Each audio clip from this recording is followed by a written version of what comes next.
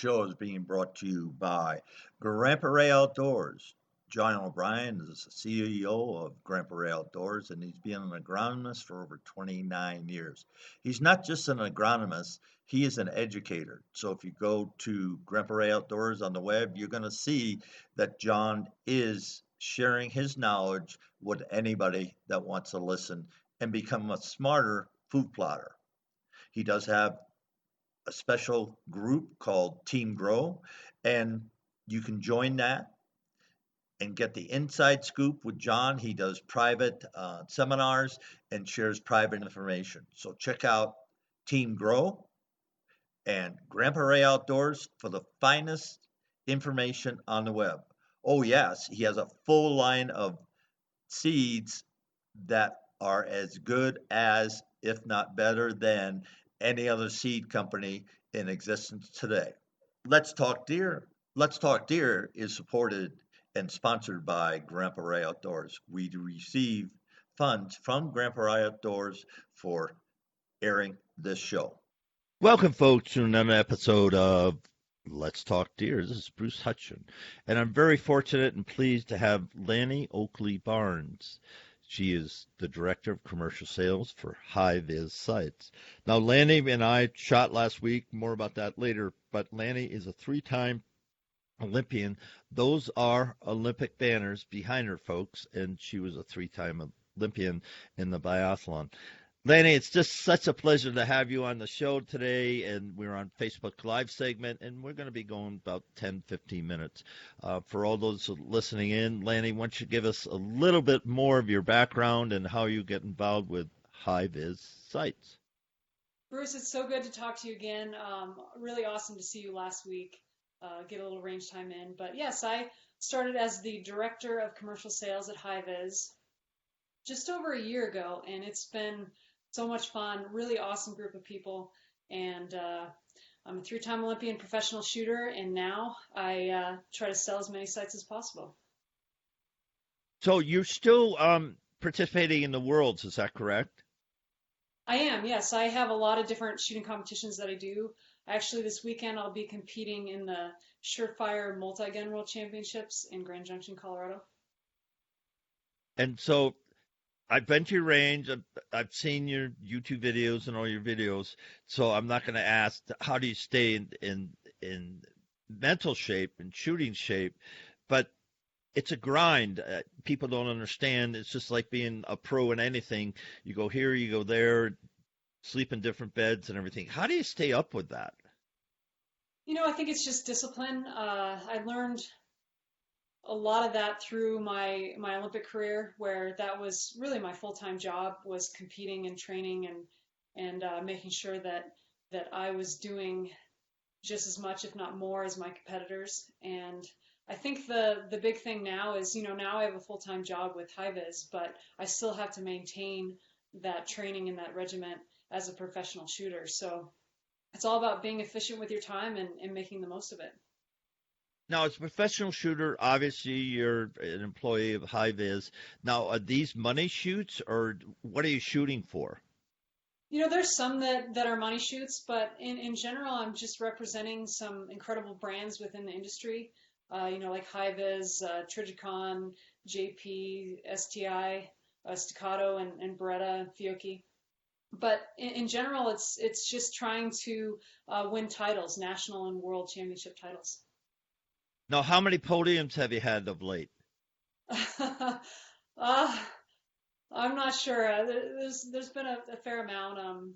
You know, it's a lot of competitions have been canceled this year, but last year I was lucky enough to bring home the gold medal for Team USA with Lena Michalek, Becky, and a bunch of wonderful women over in Sweden. Taking the individual bronze medal, so it was pretty exciting. So you're medaling, you're representing various companies. Now, if somebody wanted to reach out to you and say, hey, I'm a woman or a man, it doesn't matter. I'm interested in refining my shooting. I'm interested in doing what you're doing. How would they do that? Getting into the sport is relatively easy. I mean, there's competitions all over the country, and what's great about the firearms industry and people who compete is you can pretty much show up to any competition and just start asking questions, and people are usually very willing to let you try their gear out, give you tips and advice and things like that. If you're interested in getting into three gun or some of those other shooting sports, just go to the range, find out when the competitions are, watch and observe, and then see if someone will let you try it out and see if it's something you're interested in. So that's what's the age cutoff? Low end. There isn't really an age cutoff. I mean, there aren't that many, but there's some kids down, 12, 13, 14.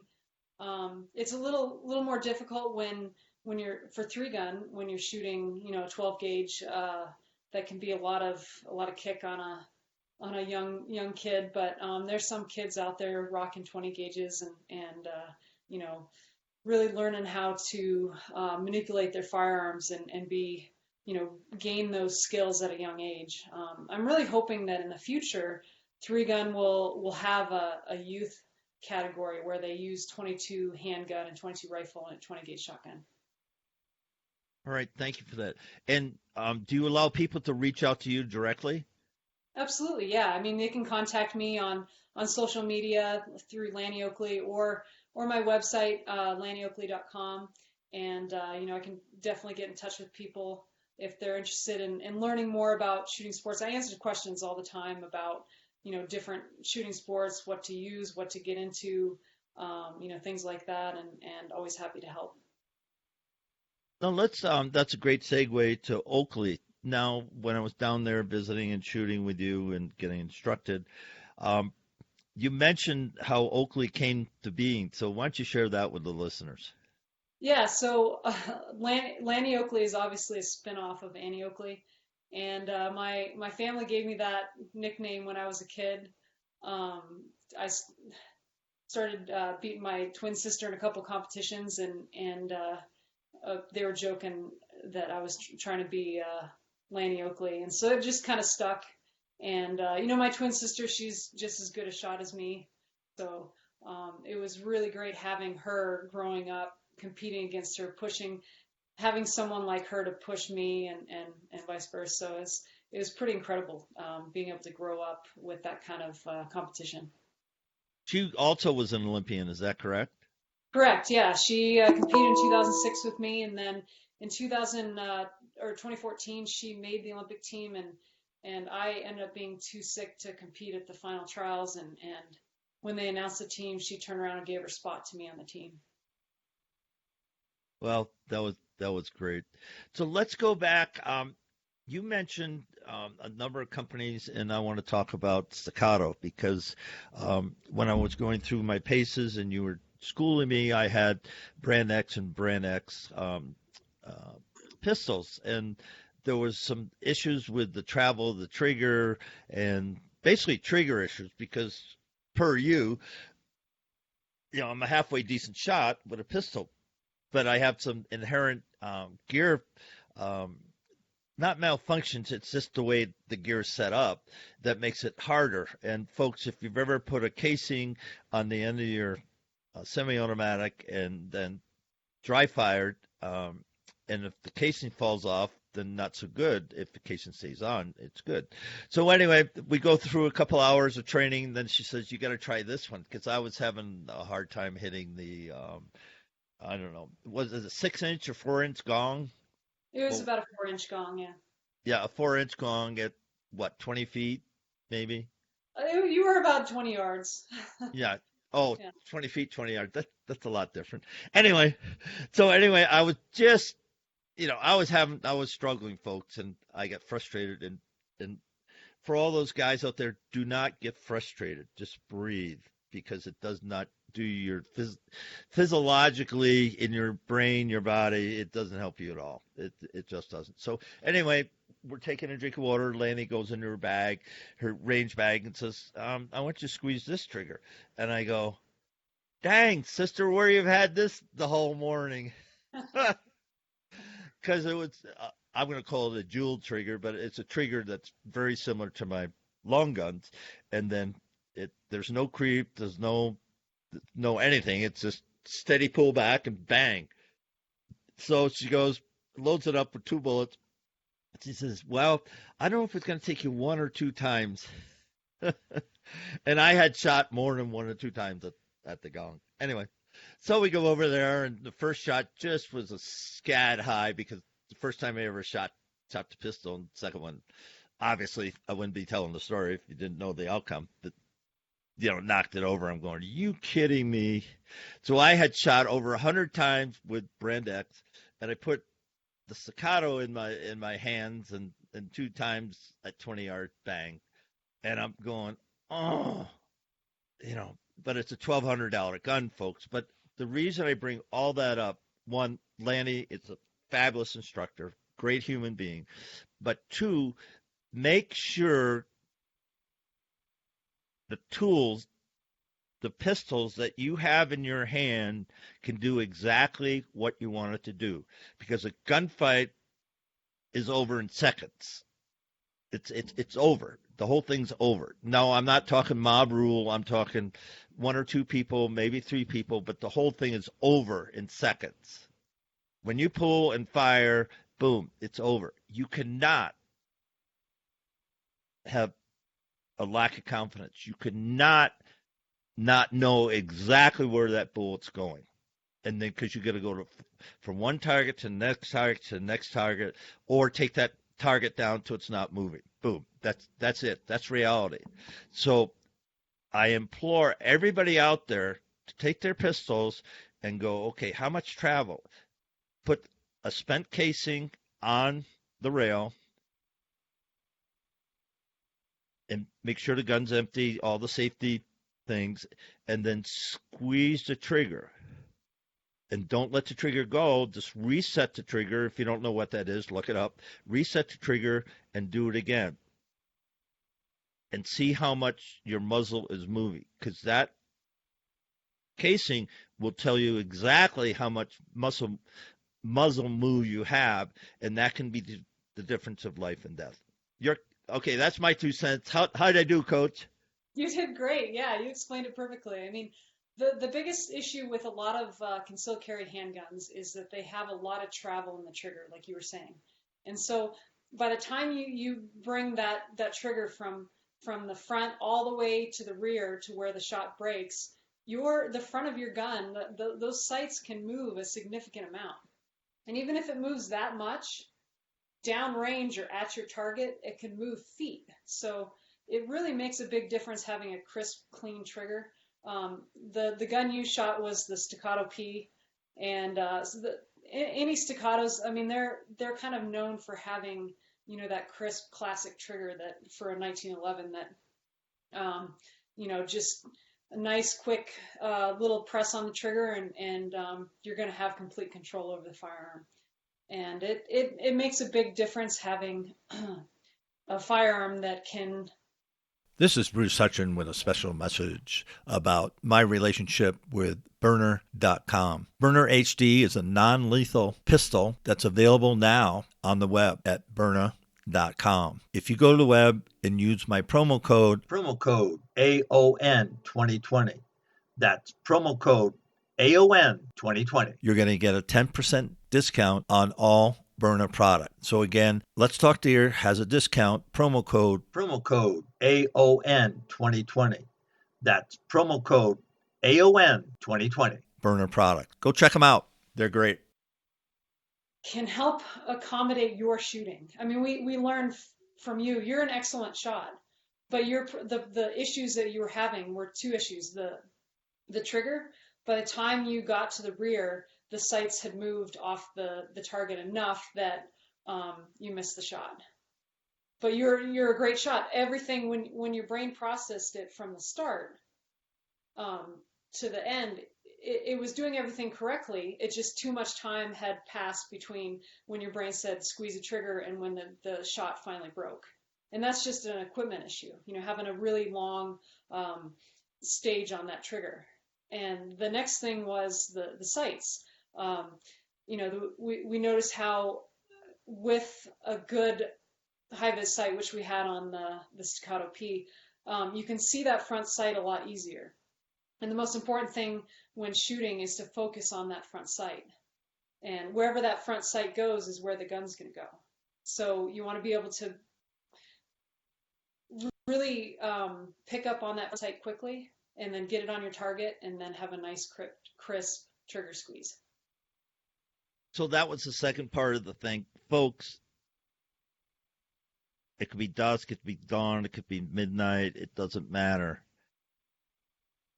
You have to focus on that front sight. That's one of my biggest takeaways. Forget about the target. Because when you're focused on the sight, that's where the bullet's going to go.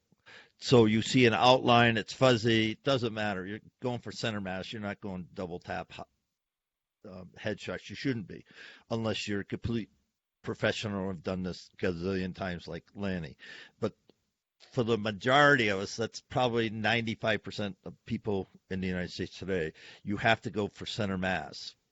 And by doing that, you just put sights on center mass, squeeze the trigger, don't take your finger off the trigger, reset, and hit them again. Don't hit them just once, hit them twice. And, but you have to see the sight. And that's why when she brought out the Staccato P, I went, are you kidding me? Because one, there was no doubt where my eyes were going. They were going to the front sight. Boom. It just, that's why they're made. And that's why I set it up. So when you look at that, you have to have the right equipment. Now, there's a lot of sights out there. There's a lot of sight manufacturers. I happen to spend 3 hours at the range with a 3-time Olympian, and thank you for the kind comments that I can shoot, but there's still some inherent weakness in the equipment. And so we got high-vis sights on my equipment now, which will help me. The travel, I'm going to have to change out the trigger on my P, another guy's P. But you're going to, remember, Lanny, send me the trigger I need to get. Yes, I will. I'll email it to you. Yeah, just send me that. But folks, here's the other thing that I learned. I can shoot, and I had my AR, and Lanny goes, why are you even shooting? She didn't say it that way. She just said, you're a good shot with my AR. And I am, but I had thousands, not hundreds of rounds, thousands of rounds with my long guns. So I just had to get comfortable with it, with a red dot, blah, blah, blah, blah. And I could shoot, but I was relaxed. And let's talk about how frustrated I was shooting the pistols. And then I just relaxed, picked up the HK and shot it, and no big deal. Why is that? So you had a complete confidence in your rifle. You're a long gun shooter by trade, so when you pick up a firearm, a long gun, it feels natural to you. You have that confidence in your mind. You know you're a good shooter.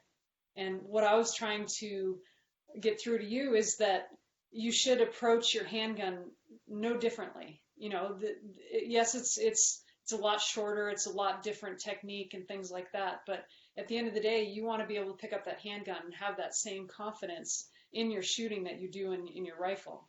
And it takes time to develop that confidence and things like that. I mean, you need to put in the time and the work with it. But the most important thing that people forget about when training for shooting is the mental aspect.